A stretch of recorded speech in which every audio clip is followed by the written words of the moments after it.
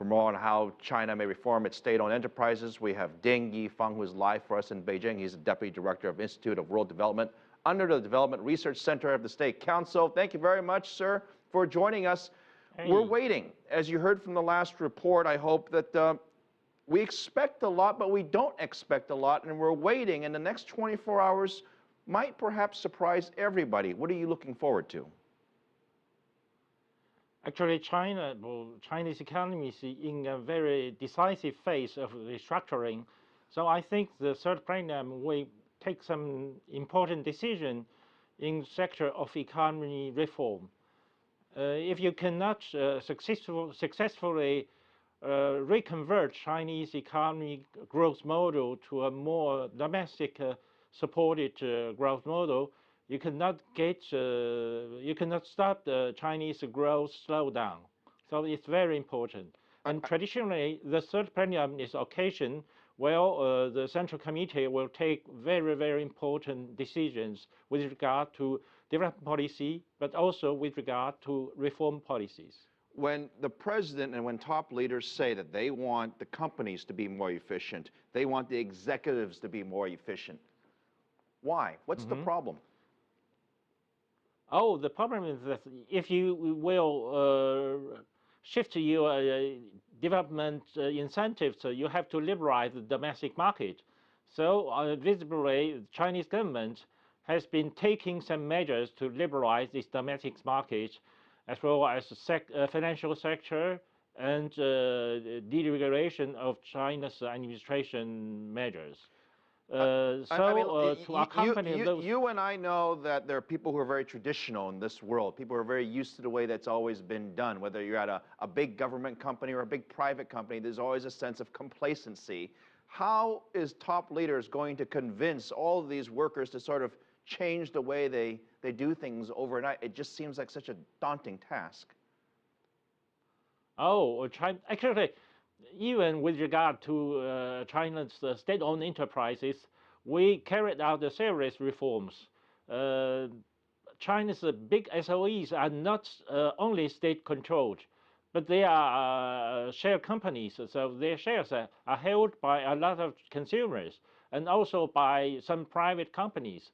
So most of China SOEs are mixed enterprises. They are not totally state-owned enterprises. So we try to introduce some private management skills, techniques into those state-owned enterprises. And this time we will still try to bring some reform measures into the state-owned enterprises management. I want to talk about two industries in particular that have come to light. The oil and energy business, that's a big part of that is state-owned. Also the telecom industry as well. Are those two industries going to be on the table in the next 24 hours when we hear about these changes? Oh, actually it's up to Chinese government to decide. The Central Committee will only take some, only give some guidelines for the reforms. Some big orientation. I don't think that the third plenum will take some very concrete measures to reform SOEs.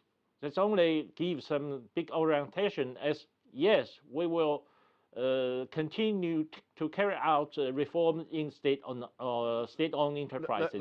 I just want to make sure that I heard you correctly. You said you don't expect major changes in terms of the reform specifically towards the state-owned enterprises. Oh, the change will follow the third plenum. The change will come, but will come after the third plenum. The third plenum is devoted to give some big orientations, to give a signal of reform and change, not to implement or not to decide on the concrete measures to be implemented immediately. Okay, great. So it's the signal that there could be change. I want to also bring up one other important point. Yes. That's private investment. It's something that China has a lot of investment. It's one of the biggest areas in the world that companies go to invest money. What does the government need to do to ensure that that money continues to pour into the private sector and also from the private sector? Oh, that's, for example, Chinese government is liberalizing its financial market. So private equity or private funds can create their own financial institutions to support the real economy. Especially locally, we have some very wealthy regions, especially coastal regions. They have plenty of money. You have to mobilize these funds to channel these funds to finance some very rising industry and rising activities. Deng Yifan, I want to thank you for So coming on. we started liberalizing these financial markets, and then to accompany the creation of financial institutions, the exchange rate will be floating. I think we will liberalize also. Deng Yifan, I know you're very busy. I want to thank you for your time from the Development Research Center over at the State Council. Thank you, and we'll be waiting with you over the next 24 hours to see what comes out of Beijing.